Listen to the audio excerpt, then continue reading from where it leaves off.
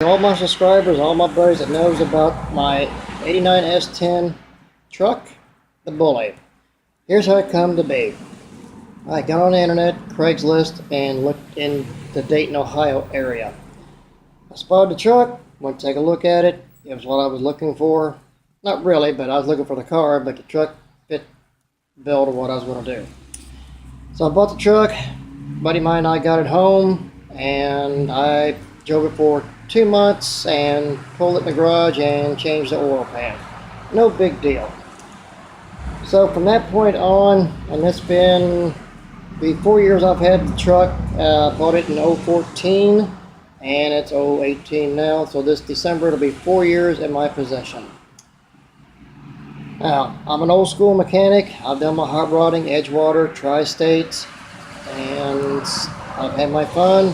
I've built my cars, doing a truck, and I'm going to tell you the story that I know of it and what I've done to it from that point to now.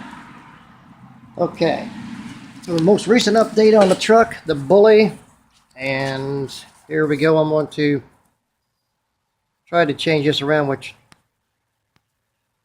apparently I can't. So I'm going to try it this way and hope for the best.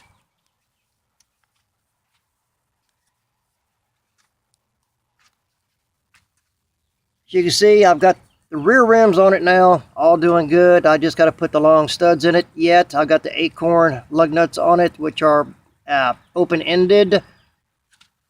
And going on down to the 3.515s, which is here. I did get took the rotors off and changed these studs. I got the long studs and the long extended open-ended lug nuts. And just to be in pillar with the truck till more money with time to work on the project itself. And there's the TBI coming through the hood. It's a very strong running 4.3 or 3-quarter 350 or 262 V6 cubic inch wise.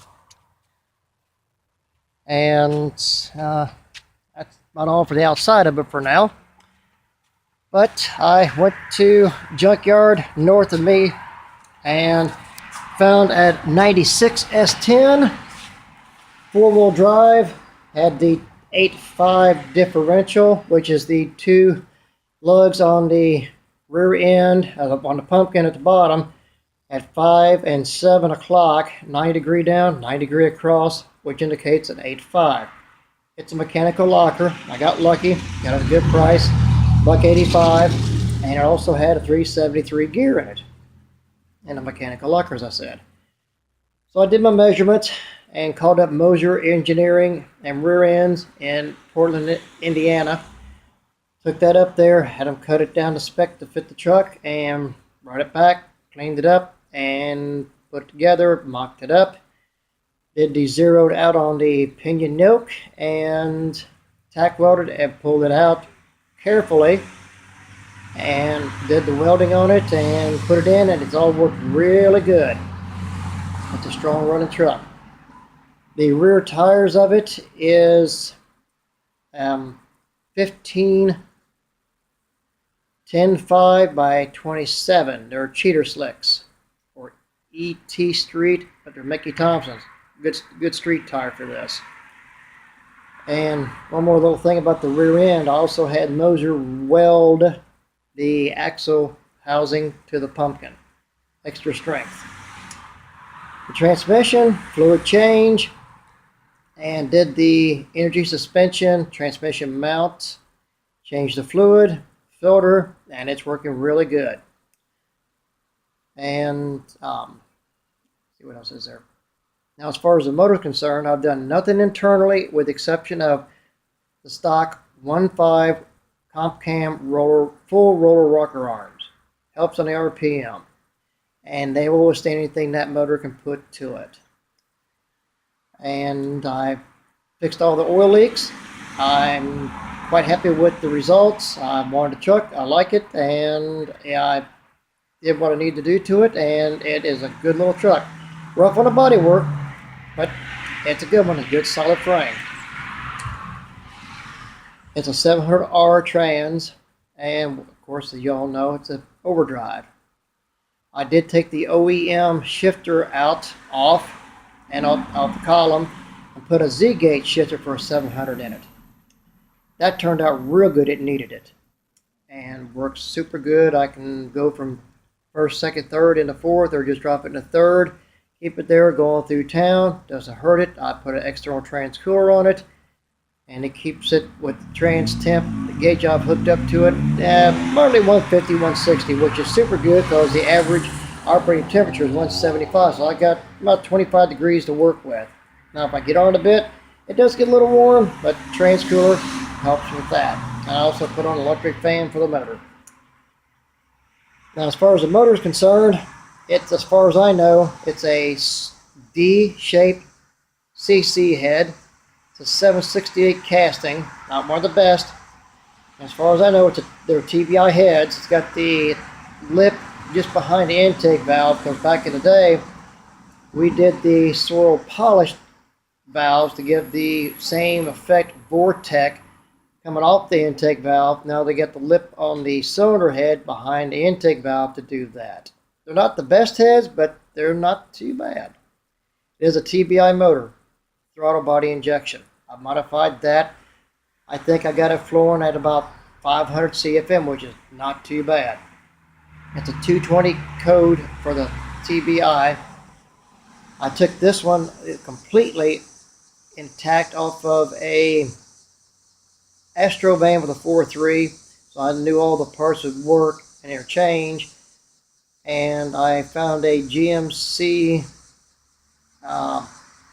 Cheyenne van. I'm not sure about the name Cheyenne, but it's a GMC van in a junkyard, and found a 305, which is a 5.0. I bought that throttle body TBI and changed the injectors from that to the modified TBI that I got off of the 4.3 out of the Astro van. Did that, and now it's got the 5.0 injectors with the 1 and 11/16 throttle bores. Your 2/8 are a 1 and 3/8. The 4.3 or the 262, the 5.0, the 305 has an 1 and 11/16. The 350s are an 1 and 11/16. So to get a 2-inch bore on the throttle, sorry about the noise in the background, y'all. It's traffic. That they have the 2-inch bore, but that's a 454, and those injectors will flood out the V6 or a small block Chevy. They flow at 65. The 5.7 to 350 will flow at 55 CFM. The 65 flows at 65 CFM, cubic feet per minute, that is. And the 4.3 and the 5.0, the 4.3 flows at 45 CFM, and the 5.0 flows at 55, just enough to give it a little more gas without flooding it. That's what I was looking for, and it worked out really great. I just changed the injector, took the injectors out of the pod, put it in the pod I had because I modified that, cut the air horns off, and it flows real good CFM and GPH, gallons per minute, or hour, sorry about that.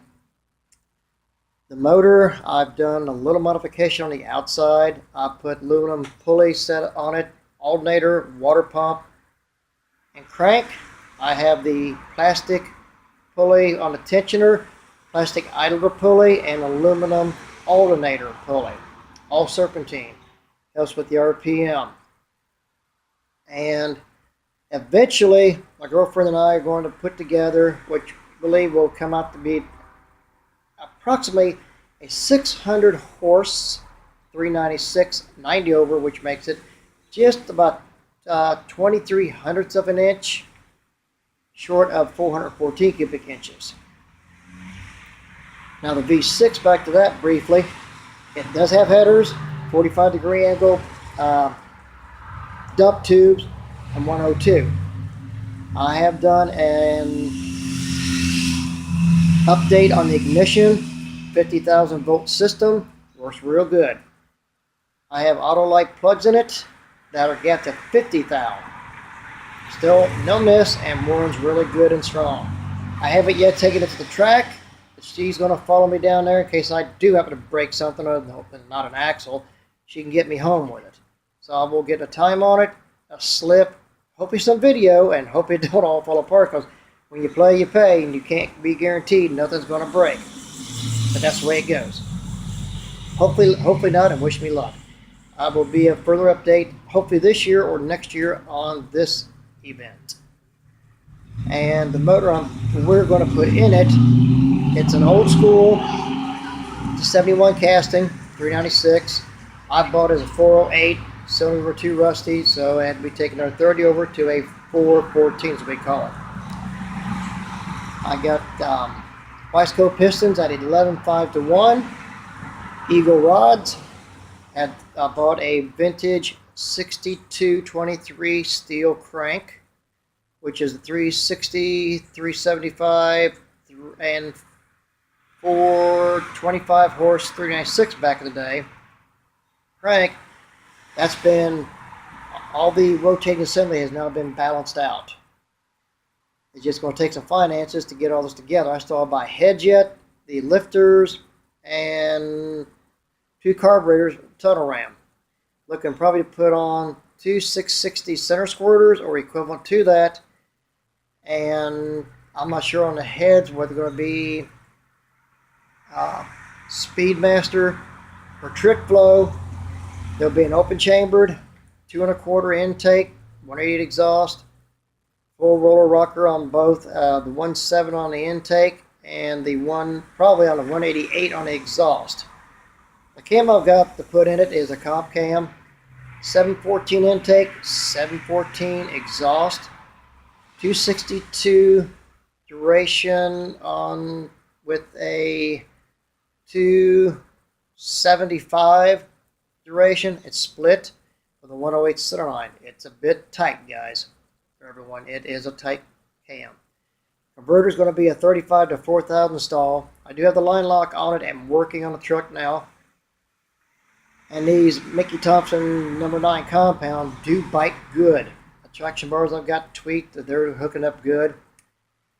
And I'm figuring, we're guessing, without dynoing it, with race fuel, we should be able to turn off the trailer, race ready, mid-high 10s, low 11s. Not too shabby for a 2,900 pound truck with approximately 600 horse 396 with a power glide trans brake in it. And I'm probably going to be putting in the 411. I would give it a half or a 430 for a 10 bolt. If I blow the rear end out of it, and I'll go with a 9 or a 12 bolt Chevy. Get that set up for. I'm going to give this 10 bolt a heck of a try. I don't think it's going to damage it, being as light as the vehicle is coming off the line. Now, if it was a heavy Chevy 4,000 pound plus vehicle, that 10 bolt would be grenaded right off the bat. It had to be a 12, a 9 bolt, or a 9-inch Ford, Dana, or a spool, and some heavy equipment put in the back. I am going to put wheelie bars on it in time. So that's all for now. Please pass all this information along, get subscribers, get some views, and see where this goes. And let's all have fun with this. Okay? So thanks a lot. Keep in touch and have a great one. Thanks for everything. Bye.